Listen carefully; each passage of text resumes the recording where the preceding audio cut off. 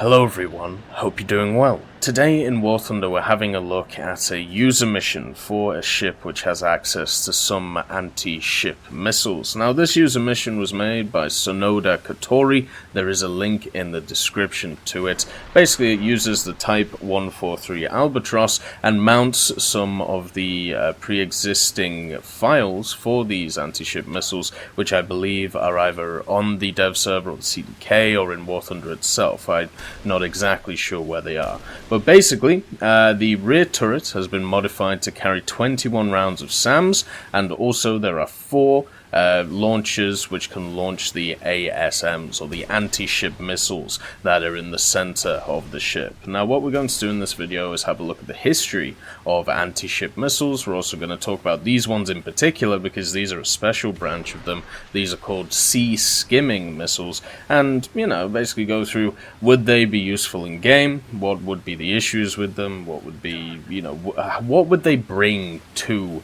naval, which isn't already there. So anti-ship missiles are very simple, right? They are literally missiles which are designed to kill ships. It is as simple as that. They have a warhead on the front of them, they have propulsion on the back, and the idea is that you fire them, whether it is from submarine, from ship, from boat, from plane or jet or bomber, just designed to hit the ship and make a big hole, just like every other missile. And in some way they are guided, whether it is through radar or whether it is through stuff like infrared.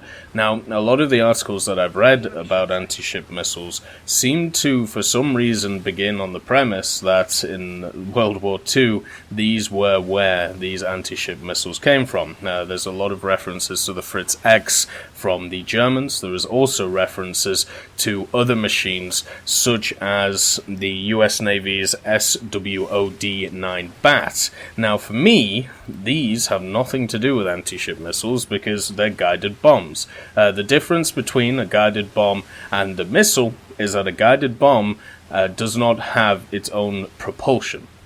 It doesn't have its own way of being able to guide itself through propulsion. Instead, what it has on it is a basic tail system, which is designed to be controlled by radar, so as the bomb is falling, you are able to guide it onto a target. But the difference between this and a missile is that a missile, as I said, has its own propulsion. It's able to actually go upwards, it's able to push itself forward instead of just being a radar-guided thing. So, yeah, I don't like how a lot of the stuff I've read about anti-ship missiles starts off with this, because I think the premise of the guided bomb is not really to do with the missile at all. Now, I think they're two completely different systems. But anyway, going past that idea, these were first technically used during the Cold War, or maybe a little bit before when it comes to tests. So during the Cold War, the Soviets decided that a denial or defensive strategy was needed, so they decided through submarines, naval mines, and also the use of SNN-2 Styx missiles to be able to stop anything coming forward. Now these would be generally on the Tu-95s, the Tu-22s, and the idea is if anything came close, they would just fire these missiles off. On top of this, we do have the first recorded ship which was annihilated by anti-ship missiles. This was the Israelis' Navy destroyer, the Eilat, I think is how you say it, E-I-L-A-T, and it was sunk by an Egyptian Komar-class missile boats off the Sinai Peninsula. Then, in the Indo-Pakistani War in 1971, the Indian Navy conducted 2 raids using OSA-1 class missile boats, employing the Styx on the Pakistani naval base at Karachi. These missiles were also used during the Falklands War, the Battle of Latakia. They've been present in the majority of naval conflicts, we'll say, or at least conflicts which involve naval since since they became a thing around the 1960s, 1970s. It makes complete sense to use a missile over general guns if you want to engage stuff over long range. You have increased accuracy, you have the fact that if you are using missiles, you are less likely to be hit by an enemy, and of course you have the speed of impact, you have all of these things, and also at the times where they were being produced, there wasn't a lot of defensive mechanisms against them. Nowadays we do have some defensive mechanisms which are designed to pretty much stop them.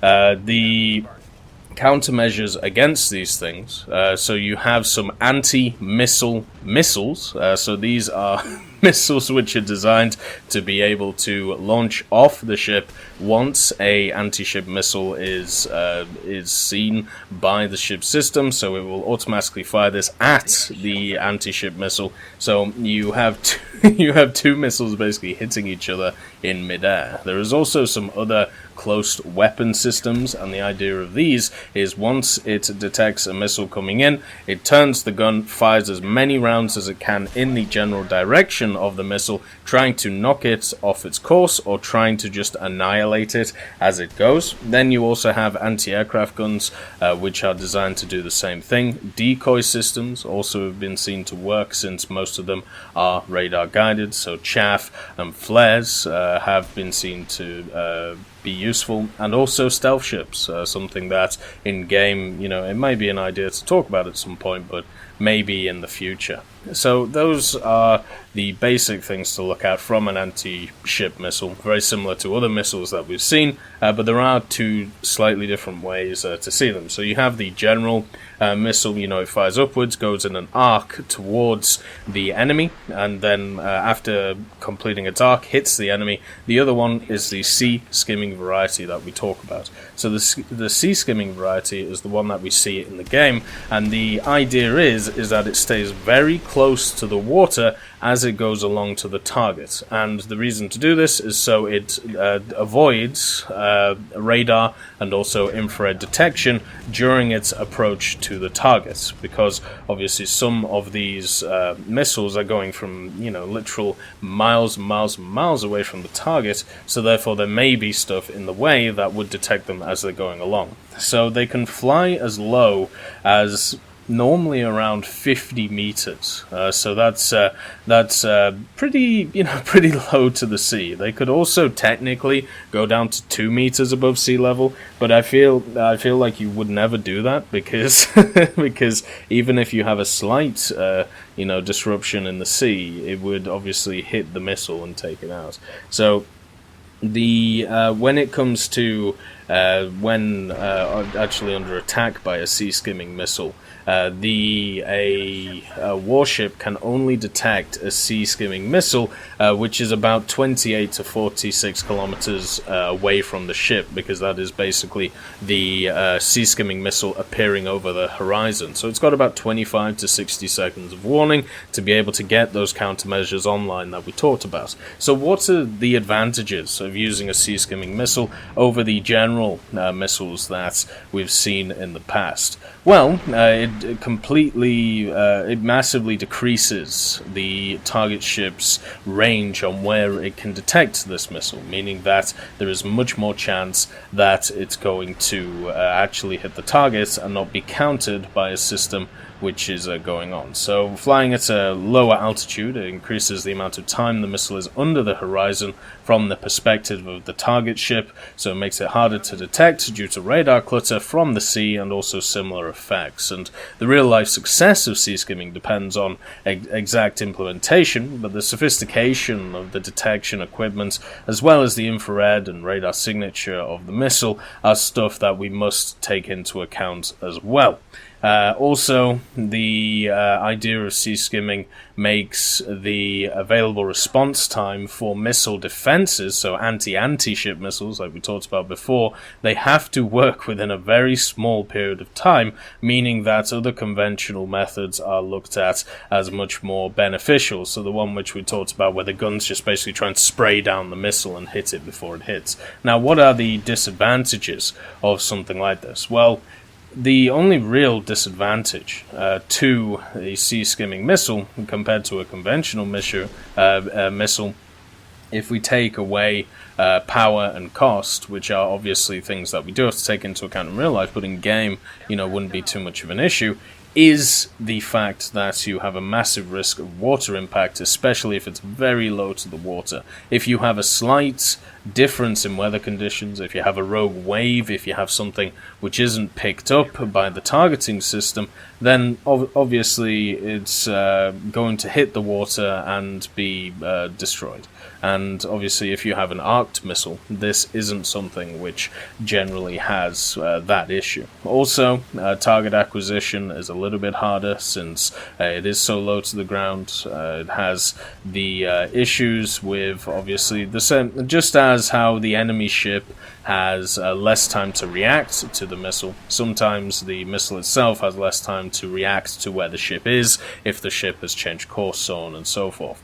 There are two ways or possible defenses to stuff like sea-skimming missiles, and these are the Phalanx CIWS, the close-in weapon system. As I said, the high-speed defense against anti-ship missiles. The idea is you just turn, spray as many things as you can. It's a radar-guided 20mm Gatling gun, so on a swiveling base. So when the missile comes in, once it's targeted, like just fire as many rounds at it as possible. It has a rate of fire of 4,500 rounds per minute with a 1,550 round magazine. So yeah, the idea is the kinetic projectiles, they're designed to pierce and explode an incoming missile's warhead. So just fire as much stuff at it as we can and hope that it annihilates. The other one is the C-ram, which is the C-ram is the I believe the anti-ship idea, where once the sea-skimming missile is detected, it fires an anti missile to be able to take it out. But the main, or is the C-ram? The C-ram might be something else. It might be what's it called? It might be the railgun. I apologize for this. I might be wrong about this, but in my notes I've kind of skipped over this one. But the C-ram, it combines the radar and electro-optical system of the Phalanx CIWS Mark 15 Block 1B with an 11-cell RAM launcher to produce an autonomous system, one which does not need any external information to engage threats, so it doesn't need to be told what to do, basically. That's wonderful. So the C-ram can be fitted to any class ship, and it is still in trial stages, not currently being procured by the US Navy. C-ram system was delivered to be installed on the USS Independence. Is this the railgun technology? It may be the railgun technology, but I would have to have a proper look at it. I apologize for, not having the full information on that.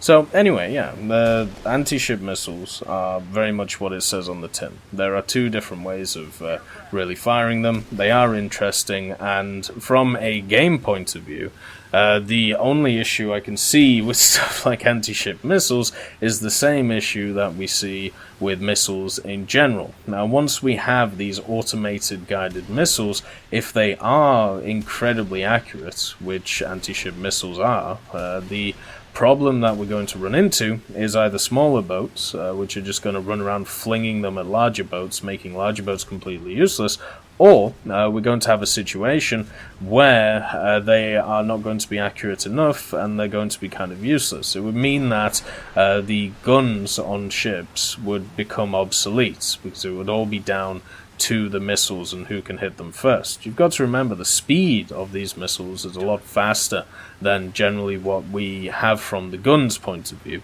And because of that, and the accuracy as well on these missiles, you set yourself up in a situation where do you want to create a system which is going to rule them all? Do you want to create a fire system which will only be available to certain ships at top tier, and do you want these to be added to annihilate just larger ships? Now, for me, I don't. I generally think we need to nail down specific mechanics in Naval already. That's why I don't really think that just going larger and larger is an idea. I think we have to make the game modes actually fun instead of moving towards, just more and more mechanics being added. And I think they've done that with the types of game modes they've added. But the problem with this idea with just missiles in general, I can just point to other stuff like helicopters. The helicopters are quite fun. You know, they're fun to use, whether it's in the enduring confrontation idea, whether it's in ground realistic. You know what they're not fun for? The nations that don't have them, and they have to still face them. And that is the problem I see with a mechanic like this. There will be some who have, and some who do not.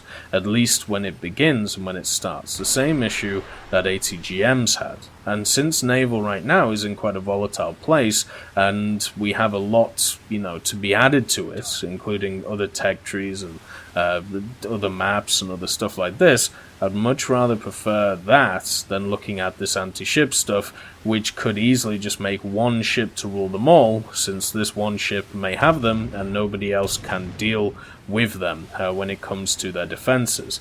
They also can just fire from anywhere on the map and hit anything else, and this is something that I think is generally quite a bad idea, since obviously we don't want a situation where you can just nuke somebody from orbit or from wherever you can find them. Overall, hopefully in the future stuff like this gets added, but for right now, I would even say maybe even in a year or two we can start considering this stuff. But for right now, we really need to nail down what Naval Forces is, get the tech trees out, and make sure that it is fun to play. Anyway, I hope you all have a wonderful day, and I'll see you next time.